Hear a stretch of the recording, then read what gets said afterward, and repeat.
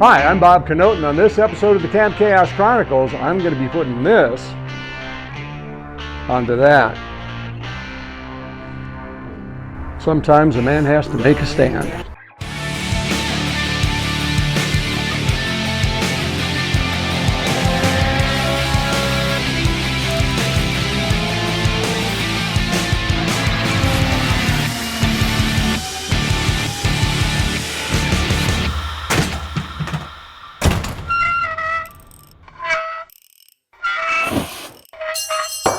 Dang it. So what is this? Well, this is a 5.3 liter Jaguar V-12 engine that I've been working on for the past several months for a client, and it's to the point right now where we're ready to put this thing on the stand. Now you can see there's some things missing. We don't have spark plug wires or the alternator, or missing some fittings here and there, that sort of thing. A lot of this stuff is just easier to put on the engine once you've got it on the stand and everything's out in the open, because right now everything's a little bit congested down there on both sides. This is kind of a fun time. I mean, you want to hear the engine run, but at the same time there's a little bit of anxiety because you don't want any surprises. There always is some, but you'd rather find it out here than once the customer has it in their car. And the really big deal for me is if the rear main seal leaks or not. Now that is my engine test stand. This is something that I started building several years ago with the intention of test running engines before I put them in the car, but the fact is that things just got busy to the point where I couldn't really take it to its final form. Once I started rebuilding engines for clients, then it became a priority. And so initially what I did is I used it for prototyping things like headers, for example, was perfect for that. In fact, I intend to make a couple of brackets and bolt them on here on both sides so that it'll hold a steering rack, so I can know exactly where the rack is when I'm doing header prototypes, which is kind of a fun thing to do. So it's made out of 3x3 inch, I believe 11 gauge tubing. It's got swivel casters in the front, which I think is a good idea because you want to be able to steer this thing without having to shove it one way or the other. So I've got two fixed casters in the back, two movable ones in the front. The only thing I would change is I put lockable ones in the front because it does tend to walk around a little bit.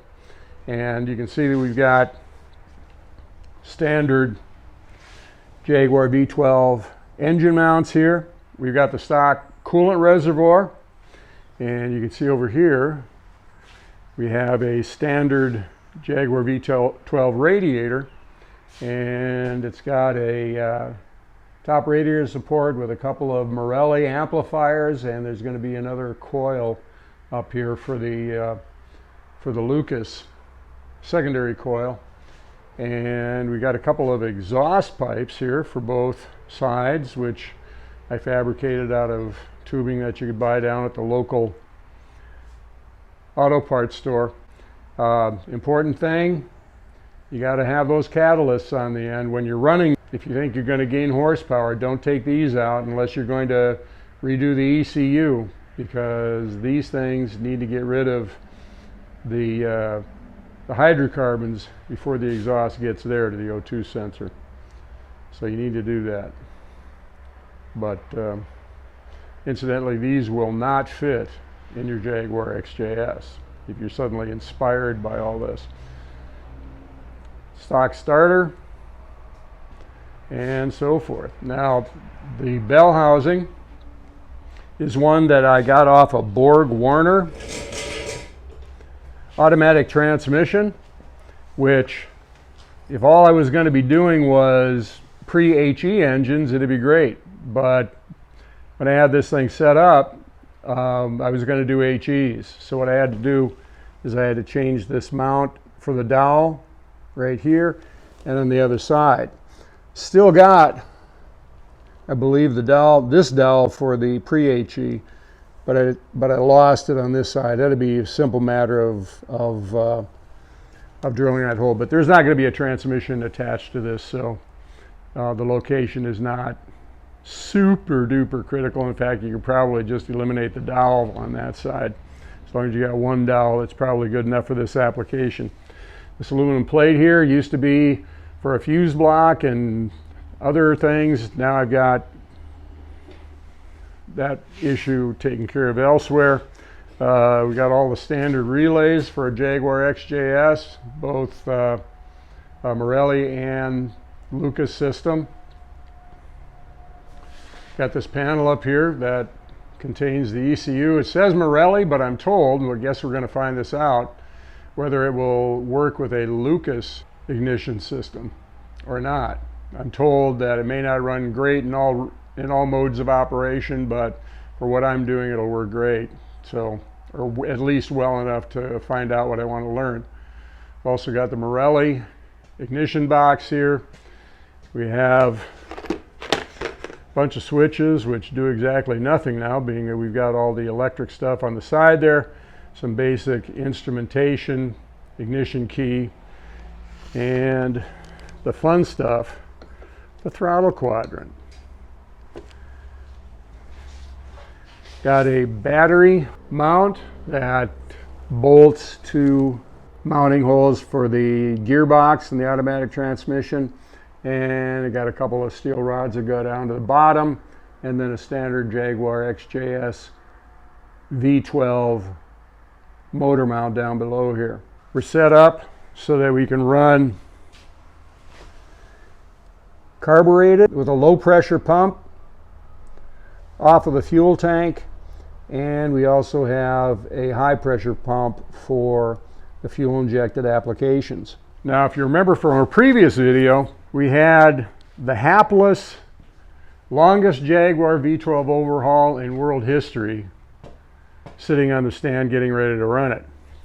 Well, guess what? It's getting punted again into a corner until I can get the client engines, which not only do I have these two going that are hopefully going to be out of the door by the end of September, but also I got an E-type engine coming in, and then another really special engine coming in the first week of October. So when will we get back to this one? I really don't know. I'd like to get it at least run and set up ready to go in a car by next spring, but we'll see. There's a lot of stuff going on this winter. What are we going to do with this? Well, I hate to just take the thing and, set it on the floor and walk it into a corner and put a cover on it. So what I've been doing in the past with the Jag V12s is putting a couple of these. And what these are the cheap Harbor Freight Northern Tool car dollies, and put one under the front with a 2x8 or a 2x6 on it, and then 3 thicknesses of 2x6 in the back. I just happen to have some 2x8 in this situation, and that would work. But as soon as one of these casters catches on a crack in the floor, then that dolly will just kind of take and twist. And there was one situation where I had an engine that I was disassembling, getting ready to put it on a stand, and that happened, and the engine started falling off. But I caught it. But what do you do once you catch it? I'm sitting in the shop all by myself. Nobody's going to help me set this thing upright again, and I just kind of had to let it go. So what I've done to avoid that in the future is to take these two dollies, which are actually, these things are actually worthless as car dollies in my view. Because what you'd really like to be able to do is put 4 of these underneath your XJS and then just kind of push it over against the wall, which you can do, but you're not going to do it alone. Or if you're going to do it alone, it's going to take significant effort, and you might need a pry bar, okay, in order to get this thing rolling, because these casters are such high friction units that once you get the weight on them, they just don't want to move. So I've got 8 of these, enough for 2 cars, and I've been using them for everything but. Why did I buy these? Well, they were $75 for a pair at that point, which was a lot cheaper than the ones that actually work. So what I've done with these is I've taken them and I've welded them together. So that's not a problem anymore. And so we're going to set it on here. And that'll give us the ability to move it wherever we want to move it. And I'm telling you, around this shop, I mean, everything is on casters. And we need the flexibility because this shop is not real big. So let's get her on there.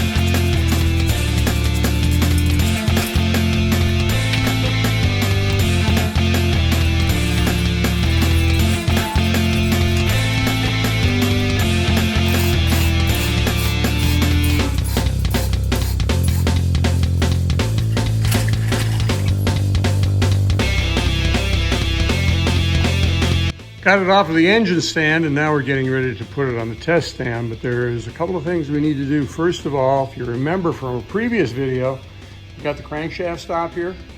Now, obviously, what we've got to do is remove that in order to get the bell housing bolted onto the back of the block. A couple of things we want to make sure of before we do that, first of all, is that we've got the distributor timed the way it should be, according to the manual.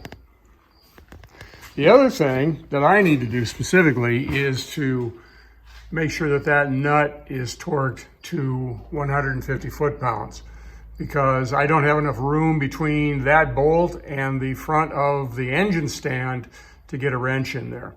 So, oh, and also make sure that you've got your timing index lined up with the 0, indicating top dead center. Because now's the time to do it. I'm not sure how you do it otherwise after you've got the stop off.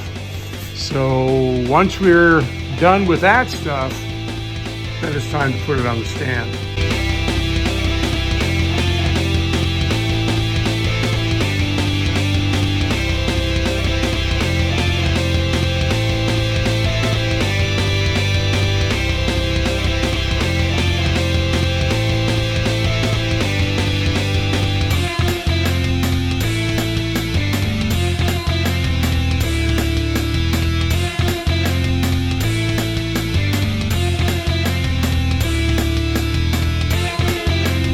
There it is in its last position that it will be in here before it goes in the back of a pickup truck. And we got a lot of hookups to do. We've got the engine wiring to do, which is, most of it's right here, believe it or not. All that is good stuff getting ready to go in. And you can see the radiator's on here at this point. What's really holding it in is piece of tubing on the bottom with a couple of holes in it and the upper radiator hoses. That's all it really needs for this purpose. And yeah, I really love this thing.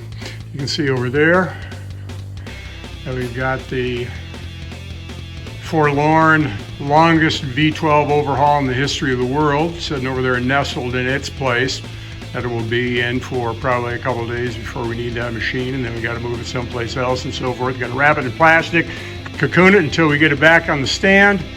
And the original engine stand didn't get much of a break because it's already got an engine on it. This is going to be an interesting one. Slowly, bit by bit, we're starting to get stuff done around here and getting pretty excited for projects coming up.